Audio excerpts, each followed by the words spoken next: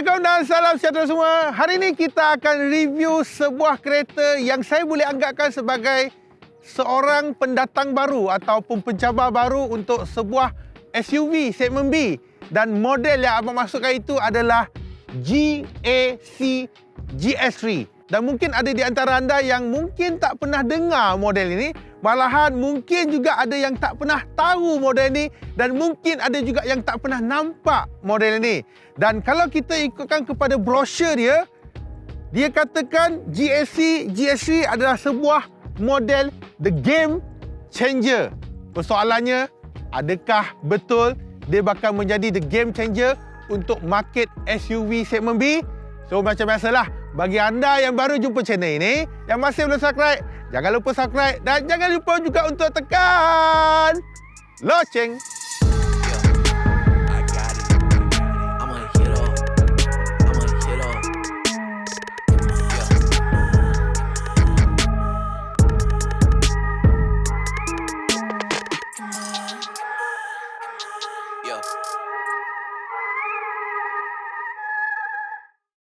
Bagi anda yang tak tahu, sebenarnya untuk GAC GS3 ni, dia dah start masuk ke Malaysia pada tahun lepas. Ataupun lebih spesifik adalah pada tahun 2021.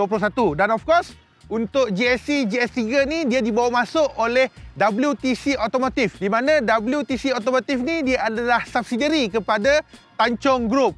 Kiranya Tanchong Group, selain daripada dia ada Nissan, dia ada GAC, dia ada juga JMC yang kita pernah review sebelum ini. GAC dia adalah stand kepada Guangzhou Automotive Corporation, di mana dia adalah, walaupun nama ni kita tak pernah dengar, tetapi di China dia adalah pengeluar kenderaan kelima terbesar di China dengan merekodkan sale pada tahun lepas 2021 lebih daripada 2.1 juta kenderaan telah terjual. Manakala untuk kalau EV dalam segmen EV, tahun lepas dia adalah nombor 4 terbesar di China dengan market share 4%. 4% dia bersamaan dengan 120,000.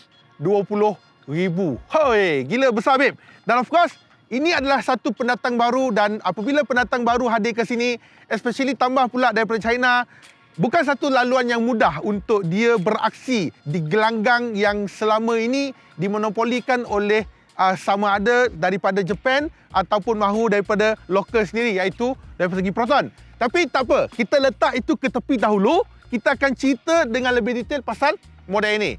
So, untuk GAC GS3, kalau ikutkan di Malaysia, dia dibawa masuk dalam dua pilihan varian, iaitu standard dan juga premium. Dan untuk di sebelah abang ini adalah versi premium. Dan in term of the design, bagi saya langsung tidak ada menjadi masalah bagi saya. Dan kita lihat apa yang ada. Untuk grill kat sini, grill memang jenis yang horizontal lah, jenis yang memanjang. Dan of course, untuk menampakkan dia lagi sporty, dia ada lebih berwarna merah kat sini lah. So, ni nampak ada sedikit keunikan dan juga kelainan. Dan untuk lampu masih lagi menggunakan lampu jenis halogen, kecuali lampu nyalaan siang LED dan juga lampu kabus adalah jenis LED. Dan untuk lampu kabus ni, dia ada perumah yang saya anggap kena dengan design lah. So, dengan kemasan chrome kat sini yang digabungkan thread sampailah ke bahagian hujung. Dan secara keseluruhan untuk bahagian depan, aku tak ada isu dan aku tak ada masalah. Yang di mana untuk design begini, yes, aku boleh terima. Tetapi kita dapat tahulah, tengok design, oh ini mungkin daripada China lah. So kita boleh agak kat sini lah. Dan basically itulah untuk hadapan. Untuk bahagian tepi, rim menggunakan rim 17 inci bersama dengan tayar saiz 215/60. Tetapi tayar brand ni adalah tayar jenis Batman. Betul, tayar Batman.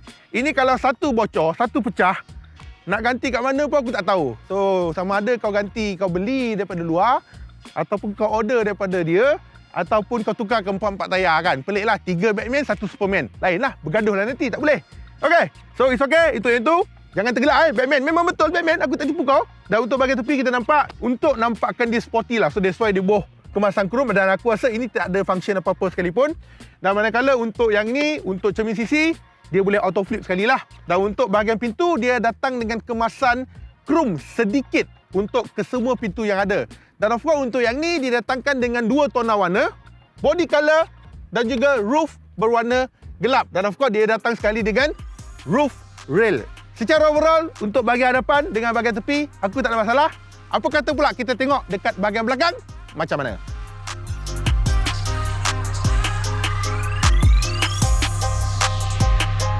Untuk bahagian belakang, it's a look simple dan juga dia ada shake kat sini lah. Dia bukannya flat atau apa-apa, dia ada shake. At least dia ada design kat sini. Dan of course untuk belakang, lampu belakang dipecahkan kepada dua bahagian. Yang ini adalah datangkan dengan lampu LED. Untuk yang ni kita nampak lah brand GSC dan juga GS3 dekat model sini. Kalau kau tak tahu ni model apa, kau datang belakang kau nampak, kau tahu lah ni model apa. Ditambahkan sekali dia ada spoiler pada bahagian belakang. Taklah terlalu besar, tak terlalu kecil bagi aku. Kena dengan design dia sebab tidak terlalu over. Dan of course, ke atas ada antena shark fin.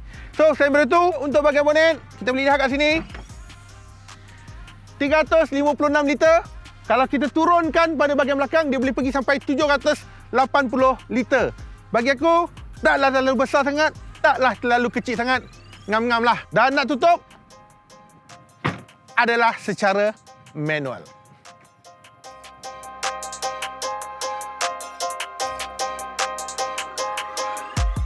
In term of dalaman, aku tak ada masalah dari segi build up quality, dari segi dia punya pemasangan dan sebagainya. Aku langsung tidak menjadi masalah kat sini. Dan apabila kita cakap brand daripada China, kita ada persepsi mengatakan tak tahan lama lah ni kan. Alah, mesti katakan mesti tak okey punya kan. Gap sini, gap sana kan. Bagi aku untuk GS3 ni, bagi aku tak ada masalah. Aku nampak, the quality is there. Memang okey benda tu. Memang aku cakap kan, dari segi material digunakan, nampak material berkualiti. Secara overall, dari segi dashboard, kau nampak, kita test Ini adalah hard case. Yang ini adalah soft. Ini soft, ini soft. So, ini hard lah. So, bagi aku tak ada masalah. Dari segi kualiti aku nampak, finishing, especially dari segi finishing dengan jahitan benang putih ni, aku rasa macam, okey, berkualiti. Even untuk yang ni, kita nampak dia bagi skrin sentuh. Yang ni bersaiz 8 inci. Apa yang membuatkan aku surprise adalah, yang ini ada Apple CarPlay dan juga phone mirror. So, aku rasa biasanya untuk kereta-kereta China ni, dia jarang nak bagi benda-benda tu. Tapi dekat sini ada. Tetapi, ada aku try. Aku boleh katakan ada dengan tak ada lebih kurang sama lah. Sebab aku cucuk, kejap boleh pakai, kejap tak boleh pakai. Dan dari segi, yang sini kita nampak button-button, all the button, walaupun dia ada touchscreen, dia juga ada button-button yang bagi aku tidak perlu mengambil masa lama untuk memahami segala-galanya. It's very simple here. Untuk penemeter gabungan analog dan juga digital. Yang ini analog bersama dengan 3.5 inci. Dia juga ada orang katakan cruise control, tetapi dia tak ada adaptive cruise control lah. So bagi aku dia punya safety adalah basic. 6 airbag. Untuk yang lain-lain macam ada cruise control, ABS, EBD, semua adalah standard. Tetapi macam ada sistem memang tak ada dekat kereta ni. Dan balik pada bahagian bawah sikit, untuk aircon ni dia a bit confused sikit. Dia nampak all the button, tetapi kau perlu ambil masa sikit kau nak kena pasti. Dia agak complicated sikit, tapi bagi aku it's not a big problem lah.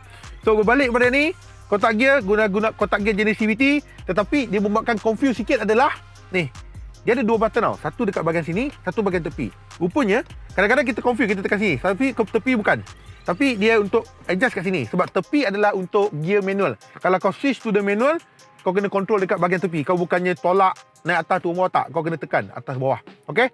Itu mungkin keunikan dia lah. Dan of course, kita ada button kat sini juga. Button sini yang membuatkan tengok sekali pandang kau takkan faham. Tekan kau baru tahu. Oh, rupanya kereta ni ada eco mode. Kalau nak pergi manual, kau kena tekan ni.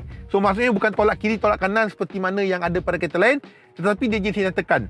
Yang ini, dia bagi aku tak begitu praktikal sangat lah bagi aku. Of course, tak ada electric parking brake. It's a manual juga. Dua cup holder kat bahagian sini.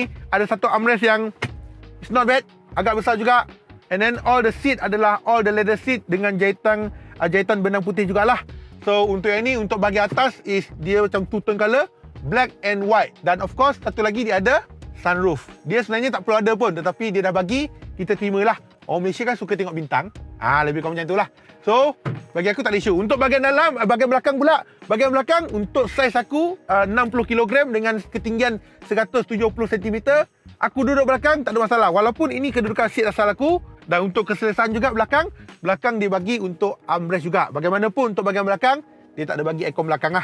So dah mencukup, bagi aku dah mencukupi. Sebab even aku duduk belakang tadi pun, aircon pun dah dapat juga. Okay? So secara keseluruhan, dalaman aku tak ada isu sangat. Kualiti aku tak ada isu sangat. Semua everything okay. Cuma next kita nak bercerita dari segi engine dia. Dia guna engine apa? Okey tak okey? Kita akan cerita kejap lagi. Bukan kejap lagi lah. Sekarang lah. Jom.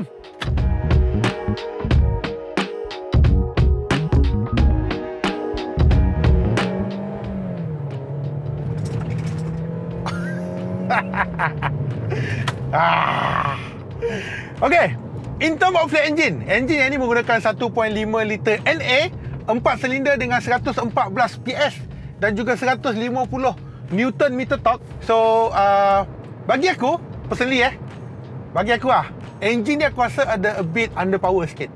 Betul, dia ada underpower sikit sebab pickup dia lambat. Nampak? Pickup dia lambat.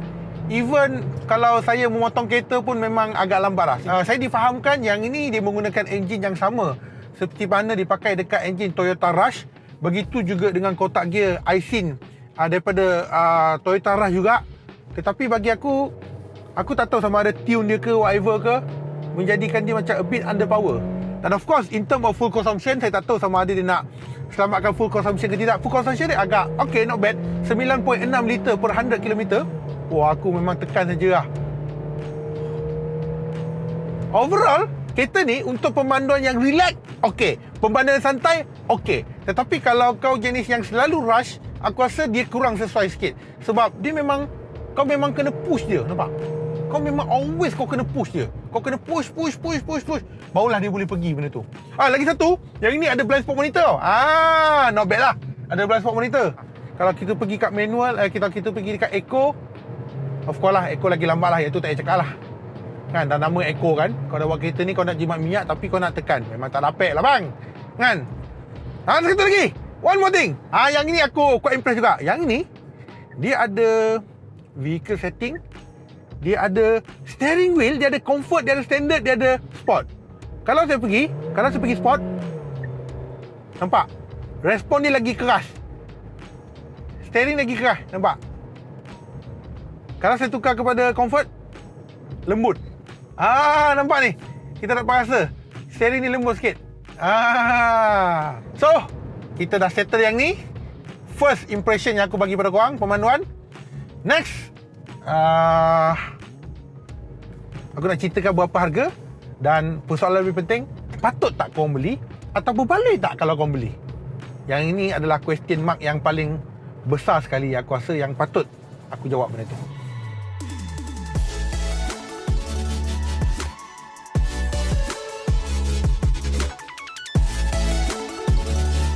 Persoalan yang lebih penting, berapa harga dia dan boleh atau tidak kalau kau beli? Okey, ini pandangan aku.